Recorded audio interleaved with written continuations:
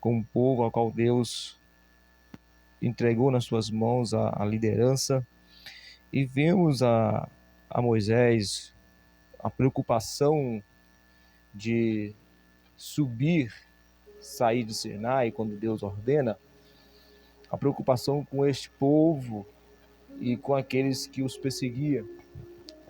Mas Deus faz promessa a Moisés e diz a Moisés que a promessa a qual juraste a Abraão e a Isaque e a sua descendência, a terra que randa leite e mel, iria ser concedido, eles iriam alcançar. Mas havia a necessidade de subir de Sinai. E Deus fala com Moisés que daria livramentos os amorreus, os heteus. E mesmo assim Moisés se preocupa. Por quê?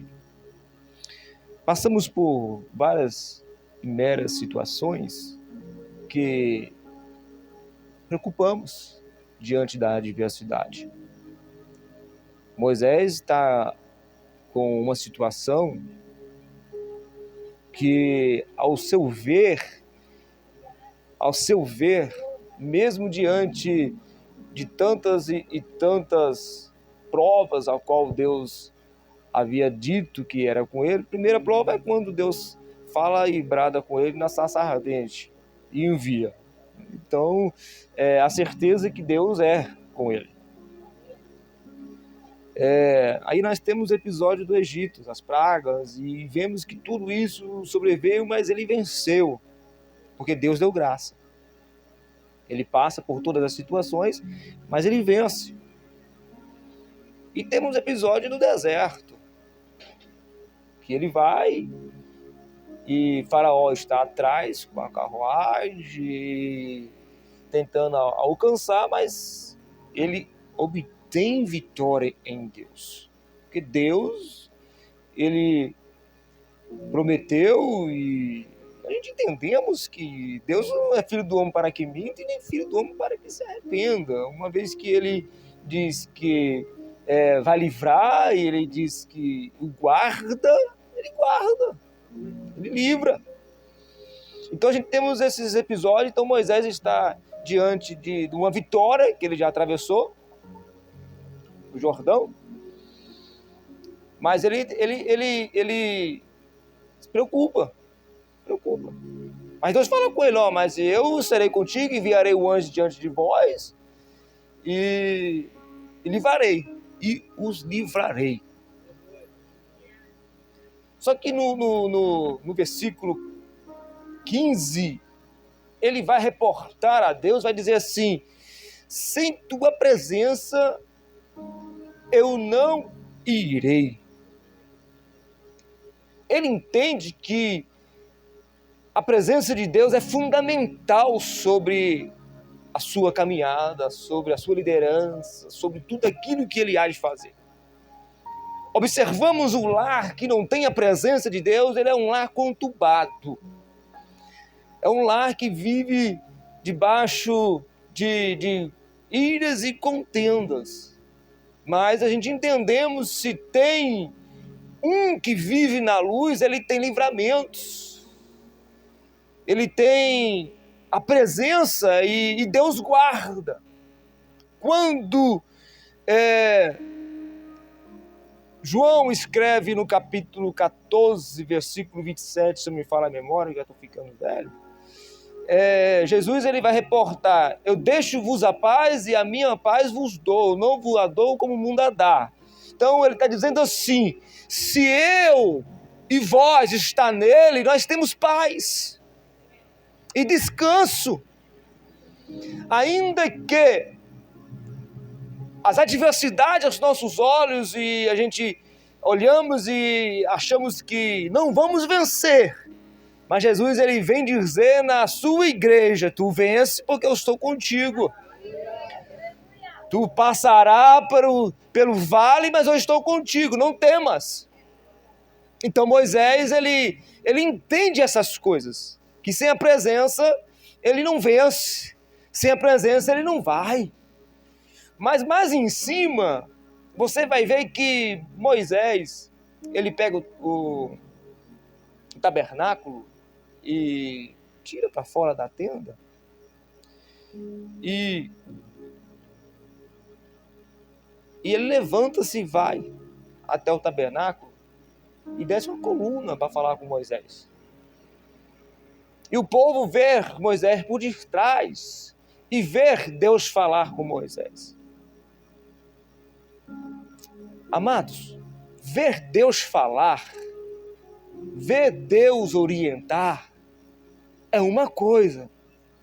Agora é eu ouvir, guardar e andar na tua presença e ser perfeito.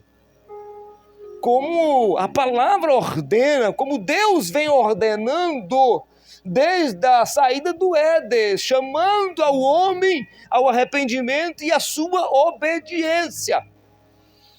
Mas lendo o texto, eu vou entender que a preocupação de Moisés não era somente o que estava sobre si. É que o povo era amedinago, o povo era pecador, o povo não se arrependia, o povo estava no deserto, o povo estava a caminho da terra de uma promessa, mas não tirava de dentro do coração o Egito, eles ainda viviam no Egito. A preocupação de Moisés era isso. Como se iria lidar com a situação? E Deus, ele nos tira uma vez e guarda o teu povo. Ele dá a direção e promessa. Agora, quem vai querer estar debaixo da promessa é aquele que se arrepende e entende o que é promessa. O mundo tem muita promessa. O mundo tem muita promessa. É por isso que quando Jesus narra no capítulo 11, Mateus narra no capítulo 11, 28, as falas de Jesus, dizendo: vinde, vinde, vós que estáis cansados e oprimidos e sobrecarregados, que eu vos alivio. Ele está dizendo assim que o mundo tem muita promessa. É por isso que Jesus fala: não vos conformeis com esse mundo, porque a promessa que o mundo dá é carnal, mas ela não vivifica no Espírito a esperança a qual temos vertida no Calvário, uma salvação plena, um arrependimento dos nossos pecados e alcançamos em Cristo aquilo que é vos dado como herança. Olha, eu tenho uma plena convicção que se nós olharmos para Cristo, como olhamos para as coisas banais deste mundo com um apreço maior, alcançaremos êxito em Deus, alcançaremos vitória, porque isso é nos dado por herança. Isso é nos dado por herança.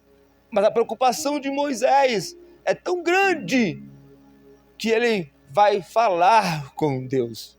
Sem tua presença eu não vou. Não vou. A ordenança de Deus é: sobe e vai. Enviarei um anjo contigo. Mas Moisés disse que não é suficiente. Ele não quer o anjo, ele quer a presença de Deus. Ele não quer o anjo, ele quer a presença de Deus. A Bíblia vai falar que Deus falava com Moisés face a face. Mas Moisés se preocupava. Agora eu pergunto, quantos hoje não tem essa oportuna que Moisés teve de falar face a face e vive desesperançosos, preocupados? Aleluia! E Deus está dizendo nessa noite: se você vir após Ele vai falar contigo face a face. Ele vai dizer para você: olha, eu te dou o nome, eu te conheço desde o ventre de vossa mãe e te chamo pelo seu nome. Ele conhece cada passo que tu deu e que tu dá. Às vezes levanta de manhã e não tem um rumo, ou a esperança está acabada. Mas Jesus está dizendo nessa noite a você: eu sou a tua esperança. Eu sou a tua esperança, que cura, que salva, que liberta, que transforma. Moisés, ele entende que Deus, ele não tem somente uma salvação. Ele tem algo maior. Ele tem algo maior. Porque quando Deus fala com Moisés face a face, como um amigo fala um com o outro, é uma intimidade. É algo mais profundo. Lá fora, nós não encontramos isso. Porque encontramos várias decepções. Mas com Deus, é diferente. Que quando você chega na presença do Senhor e começa a prestar culto, louvor e agradecimento, as suas preocupações vão indo-se embora. Que o desejo seu é de louvar e adorar e agradecer o teu nome. E a sua angústia, ela vai se evadindo, por quê? Porque Ele está no controle de todas as coisas. E quando eu começo a entender que o controle de Deus, Ele está sobre todas as coisas, eu entendo que não é só no físico, é no espiritual. Além disso, se Ele está no controle, trazendo a você inovação no espírito, você entende que você está seguro. E estar seguro é quando eu leio o Salmo 91 e eu entendo que eu estou habitado, eu estou nele. E sobre a sua onipotência eu descanso. Ainda que ao derredor, o nosso adversário, ele tenta tirar-vos a paz. Mas Cristo está dizendo que Ele é a paz. Cristo está dizendo que Ele é a morada. Nós estamos nessa terra, mas sim estamos. Mas nós não somos daqui. Nós temos uma promessa. E essa promessa é de salvação. É de vida nova, vida plena em Deus. Quando o salmista ele reporta dizendo que habitando nós em Cristo, em Deus, está habitado, está seguro, nenhum mal temereis, nenhum mal temereis. Ele está dizendo assim: olha, se a presença de Deus é convosco, o mal não te atinge. O teu adversário, ele pode lutar contra você, ele pode lutar para tirar tuas esperanças. Mas quando lançando as vossas ansiedades em Deus, possamos todas as coisas, adquirimos todas as coisas, até aquilo, aleluia, que o teu coração não almeja, mas Deus te surpreende com novas coisas, com grandes coisas. Ele te surpreende. Agora tem uma coisa que é necessário na vida do crente, ou aquele que almeja conhecer, ou aquele que ainda não conhece. O profeta Jeremias, no capítulo 29, versículo 13, ele vai dizer: se buscar-te-ei de todo o coração. Está dizendo assim, ó, se eu buscar a tua presença de todo o coração, aleluia, eu vou alcançar. Mas eu tenho que buscar. Porque se eu não buscar, ficará difícil ainda mais. Mas eu vos prego aqui nessa noite, e quero dizer para você, que a tua esperança não está nos bens materiais terrenos, porque ela pode sim trazer alegria momentânea. O dinheiro, o automóvel, um bom emprego, as amizades, as festas. Mas quando você está só, o vazio que só pode tirar e te dar consolo é o Cristo Jesus. Aleluia! Simeão chama Jesus para sua casa, mas ele não dá atenção para Jesus. Mas uma mulher pecadora entende o valor de quem estava na casa. E ela entende que ela vai chorar aos pés de Jesus e enxuga os pés de Cristo. Jesus fala com Simeão: eu estive em tua casa, estou em tua casa, não me deste água, mas esta mulher chora aos meus pés e enxuga as suas lágrimas. Eu estou dizendo que quando estamos na presença, a presença está conosco. O mal pode rodear, mas ele não atinge a tenda, porque a coluna desce lá e diz para você: estou contigo, eu te guardo.